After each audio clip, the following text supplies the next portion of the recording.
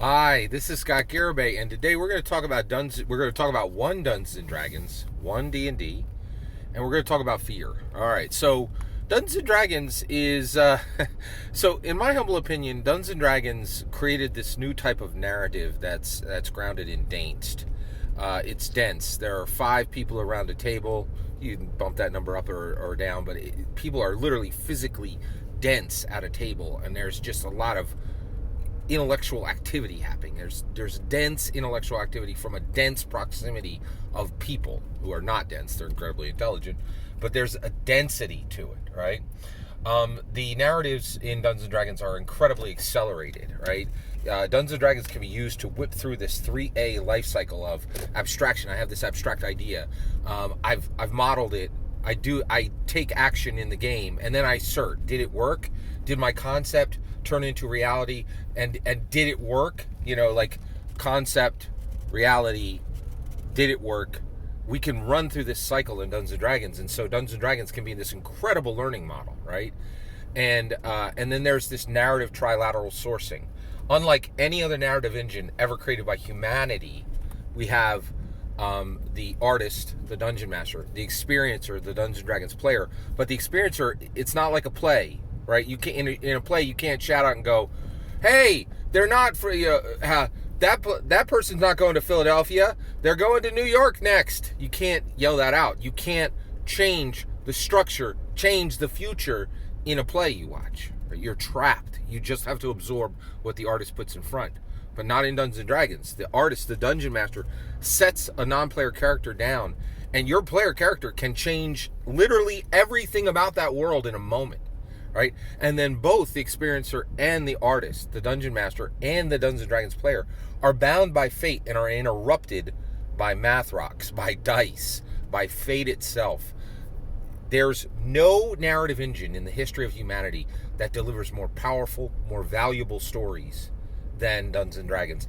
And the things we're going to do in the future with Dungeons and Dragons, it's already starting. There are educators all over the country using Dungeons and Dragons to increase vocabulary, to increase math skills, to increase social skills. It's already happening. There's historical books being written about the history of Dungeons and Dragons, right? Giving us better understanding of American history, American culture, American politics, American religion, right? Dungeons and Dragons is at the tip of American politics, American religion, American culture. It's involved in all of them, right? And the things we're going to do with Dungeons and Dragons are massive, and it terrifies people. People have been afraid of Dungeons and Dragons from day one, right? So 1974, this thing drops. The first people I think who were terrified were war gamers, and sure enough, we destroyed Dungeons and Dragons community. Absolutely, virtually destroyed the war game community for like 20 years. They were reeled by how many players were just torn out of there. And so like people like, no, I don't care about cardboard chits that represent 8 people. I want to know what this fighter in this battle ate for lunch, and Dungeons and Dragons is going to tell me that, right? So the first people to be frightened of Dungeons and Dragons were war gamers, in my humble opinion. Then, not even a decade passed, right? And BAD was created, bothered against Dungeons and Dragons, and fathers and mothers all over the country were terrified of Dungeons and Dragons, right? And then, right, in 1989, we went from D&D 1E to D&D 2E, right? Those editions don't exist now. They existed then, okay? And at that time, there was huge fear. People were like, "Ugh, I liked what Gary Gygax did, but this is Lorraine Williams' baby," right? And her view of Dungeons and Dragons is different than Gygaxian Dungeons and Dragons, and Lorrainian Dungeons and Dragons is different than Gygax. Fear. There has been an echo of fear around Dungeons and Dragons from day one, and we're in it again. People are frightened by 1D&D, right? And they should be. You know why? Because it threatens their worldview, and it threatens their self-view, and it threatens their unchanging minds and hearts. Here, let's get into it. Okay, so why are people afraid of 1D&D? Well, let me explain to you what 1D&D is, in my humble opinion. All right, so first of all, a lot of D&D commentators have seen the first part but not the second, okay, of 1D&D. So one thing that Dungeons and Dragons, that one D&D is it's a playtest packet that contains changes that will be in the 2023 PHB, DMG, and Monster Manual, almost certainly. Okay, and most D&D commentators understand that, right? But it's much more than that. Okay, and so this is the part that's important for you to understand. If you listen to Christopher Perkins, in my humble opinion, it's very clear. He's saying, one D&D, we will never do editions again, and all player handbooks going forward are equal to every player handbook before.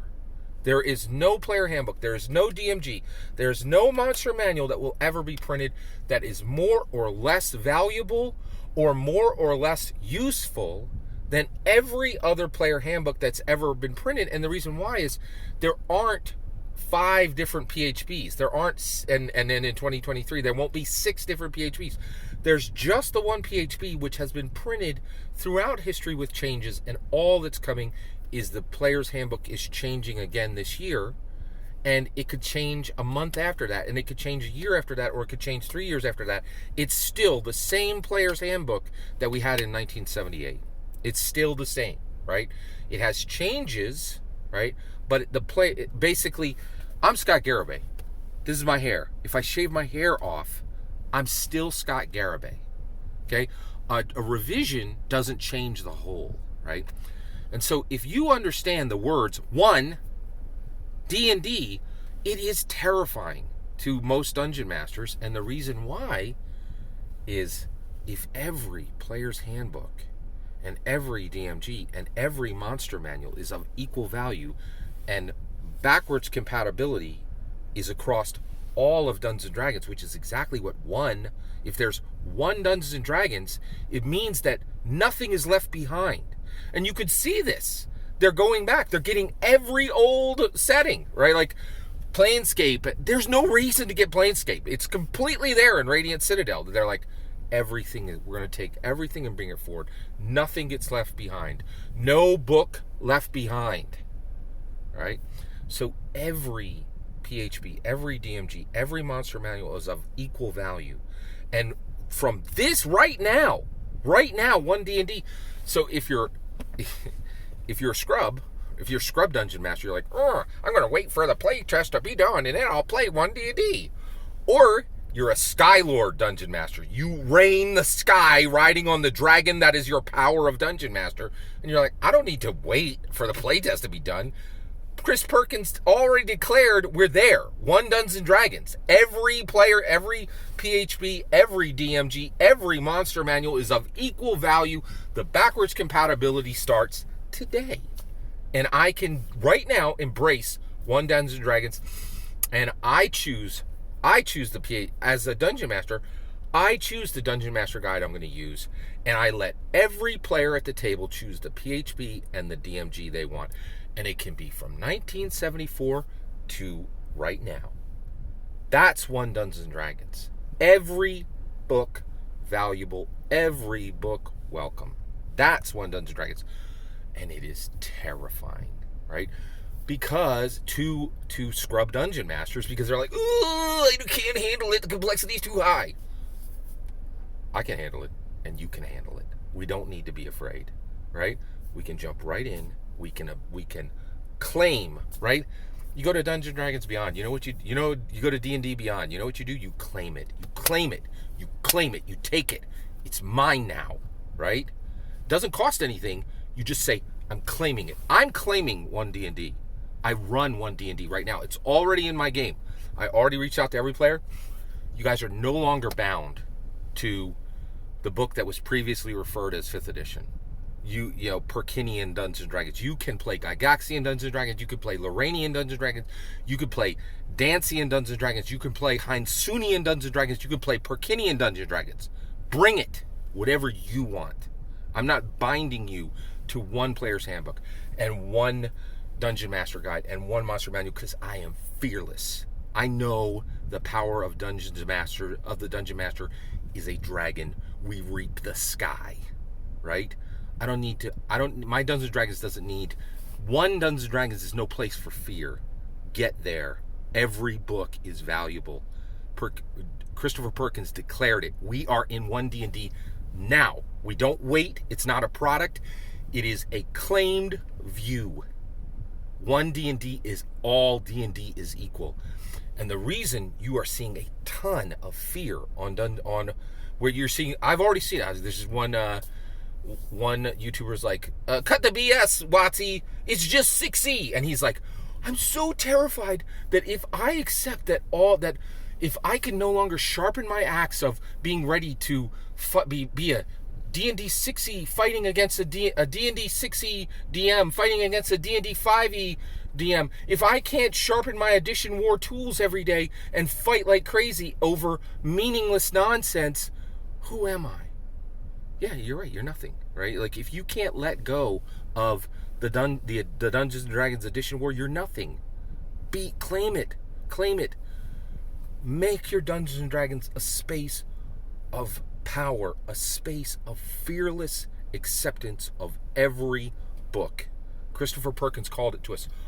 1 Dungeons and Dragons. If it ever had Dungeons and Dragons on the cover and it had TSR or WotC on the anywhere on the book, done. It's in. It's there. There's just 1 D&D. If we have the courage to claim it, and we're not some schmuck dungeon master saying, I desperately need to cling to the Edition Wars, because without it, what am I? I know what I am, and I'm calling you to be the same. Fearless dungeon masters. Fearless dungeon masters today accept every PHB, every DMG, every monster manual, because Christopher Perkins called us to it on August 18th, 2022. All that's my opinion. Where are you at? Are you going to clutch to your fear, or are you going to take your fear, ball it up, toss it, because you don't need it anymore, and you play 1 Dungeons & Dragons the same way I do? I'd love to hear your thoughts. Let me know in the comments below. Please consider liking and subscribing. Have a wonderful millennium.